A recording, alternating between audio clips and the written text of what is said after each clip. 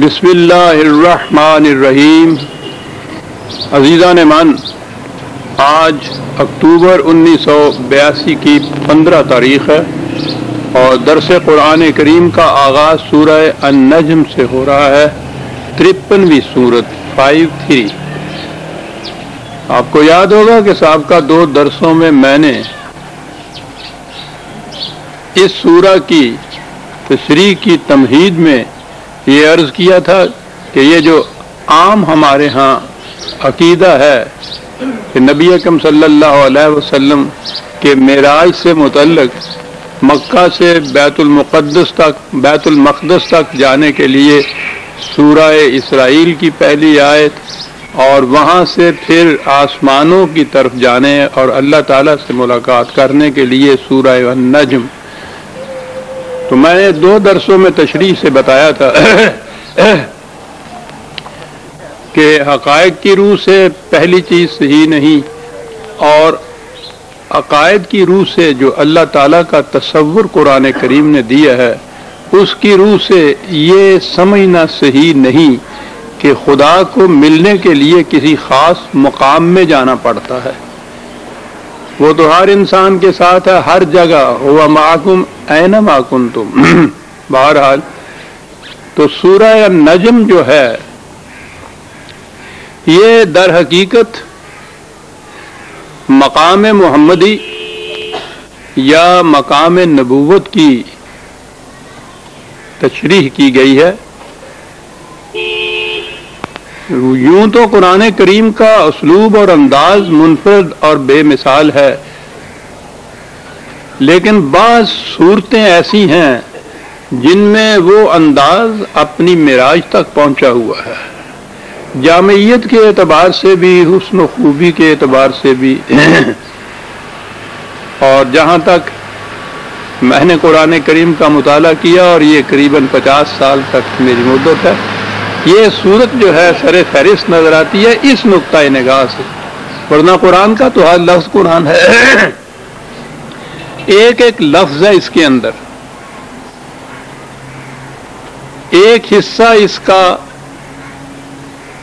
وہ دنیا ماوراء الکائنات جسے کہتے ہیں، میٹا فزکس جسے کہتے ہیں، اس خارجی دنیا سے ماوراء دنیا جو ہے اس کے لیے تو ہم کوئی نام ہی تجویز نہیں کر سکتے، اس کا تصور بھی نہیں آ سکتا، جہاں سے وحی ملتی تھی انبیاء کرام کو۔ تو اس کا ایک حصہ تو اس سے متعلق ہے۔ اب آپ غور کیجئے کہ ماورائے کائنات جو ہے وہاں کے متعلق کچھ گفتگو ہو رہی ہے ہماری زبان میں، تو کس قدر جامعیت اور ارتکاز اس کے اندر ہوگا، یہ چیز ہے اس صورت کے اندر۔ پھر اگلا حصہ اس کا اس وحی کو نبی اکرم صلی اللہ علیہ وسلم نے جس طرح سے اس دنیا میں متشکل کرنا تھا ایک نظام کی شکل میں، وہ حصہ وہ بھی ایک ایک 2 لفظ کی ایک ایک آیت ہے، لیکن پوری جامعیت اس کے اندر آ گئی ہے کہ کن خصوصیات کی ضرورت ہے اس رسالت کے لیے۔ میں عرض کر دوں سمجھنے کے لیے، یوں کہیے کہ خدا کی طرف سے رسول اللہ صلی اللہ علیہ وسلم کو یا نبی کو جو وحی ملتی تھی اسے آپ نبوت کہہ لیجئے، اور اس وحی کو انسانی دنیا میں ایک عملی نظام کی شکل میں متشکل کرنے کا جو فریضہ تھا اسے آپ رسالت کہہ لیجئے۔ نبوت کے مقام پہ بھی نبی اکرم صلی اللہ علیہ وسلم بلند ترین مقام پر آئے تھے کہ آخری کتاب خدا کی مکمل غیر متبدل حضور کو دی گئی۔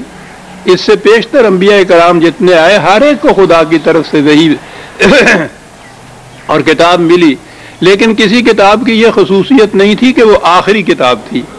تو اس اعتبار سے میں نے نبی اکرم صلی اللہ علیہ وسلم کی سیرت طیبہ کو قرآن کریم سے مرتب کیا، اور اس کا نام ہی میں نے معراج انسانیت رکھا۔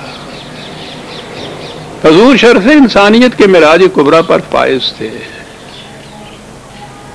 اور یہ جو سورہ النجم ہے کوئی 30 سال پہلے میں نے اس کی بھی تشریح لکھی تھی، اس کا نام بھی مقام محمدی میں نے رکھا تھا۔ یہ نبوت اور رسالت دونوں کی جو انفرادی خصوصیات ہیں، یہ صورت ان کی جامع ہے۔ یورپ میں ایک تحریک اٹھی تھی ہیومنزم، نشانات تو اس کے اب بھی ہیں لیکن وہ آگے چلی نہیں تھی۔ وہ لوگ کہتے تھے کہ انسانوں کو واقعی کسی مذہب کی تو ضرورت ہے، لیکن وہ مذہب وحی یا خدا کی طرف سے آئی ہوئی تعلیم پر مبنی نہیں ہونا چاہیے تھا۔ چنانچہ اس تاریخ کا وہ جولین ہکسلے ایک ممتاز حیثیت رکھتا تھا، اس نے کتاب ہی یہ لکھی تھی کہ ریلیجن وداؤٹ ریولیشن، مذہب وحی کے بغیر۔ تو اس نے لکھا تھا، ایک دفعہ کہا تھا کہ میں جس قسم کے انسانوں کے بنائے ہوئے مذہب کی تلاش میں ہوں، اس کے متعلق چاہتا یہ ہوں کہ وہ ایسے انداز میں پیش کیا جائے، یہ اس کے الفاظ ہے، کہ جو ایک طرف ایسا سلیس اور سادہ ہو کہ عام سطح کے انسان بھی اس سے نفع انداز ہو سکے، اور دوسری طرف اس قدر عمیق اور پرمعنی کہ بلند پایا مفکر بھی اس سے مطمئن ہو جائے۔ قرآن کریم میں یہ دونوں خصوصیات موجود ہیں۔ 1400 سال پہلے عرب کی سرزمین میں، جہاں نوشت و خوان تک بھی محدود تعداد میں لوگ تھے، ان عربوں کو جو اس اعتبار سے دنیا کی پستری قوم تھے، وہ اولی مخاطب قوم تھی۔ قرآن جیسے حقائق ان کے سامنے پیش کرنا کہ وہ بھی سمجھ جائیں، اور قرآن تو قیامت تک کے لیے رہنمائی کا ضابطہ ہے کہ علم انسانی جتنی ترقی جی چاہے کرتا چلا جائے، قرآن ان کی امامت کرے۔ تو آپ سوچئے کہ ایک ہی کتاب جس کی یہ کیفیت ہو، اس کا انداز کس قدر منفرد اور جامع ہوگا۔ یہی انداز ہے قرآن کریم کا۔ اب اسی صورت میں ان عربوں کو پہلے یہ سمجھانا ہے کہ رہنمائی کے لیے اس قسم کے نشانات ہونے چاہیے جو مٹے نہیں، جو بدلے نہ جائیں، جو دھوکہ نہ دیں، جو کہیں ساتھ نہ چھوڑ جائیں۔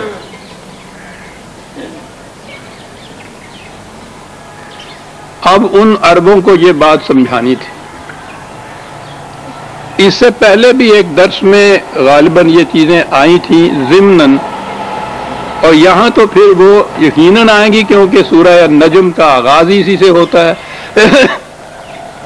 میں نے کہا تھا کہ وہ عرب، ان کی زندگی تھی صحرا نوردی، ہر صبح سفر، ہر شام سفر، دن کے وقت بہت کم کیونکہ وہاں گرمی کی بڑی شدت ہوتی تھی۔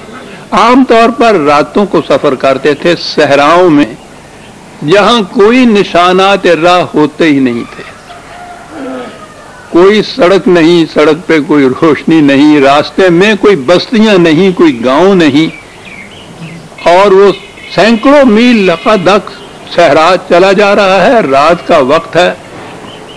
نشانات کی یہ کیفیت صحراؤں کی کہ آج اگر کسی جگہ کوئی ٹیلا ہے چھوٹا سا، دوسری صبح ہوا تیز چلی ہے تو وہ اس کی جگہ گڑھا ہو جائے گا، ٹیلا کہیں اور چلا جائے گا۔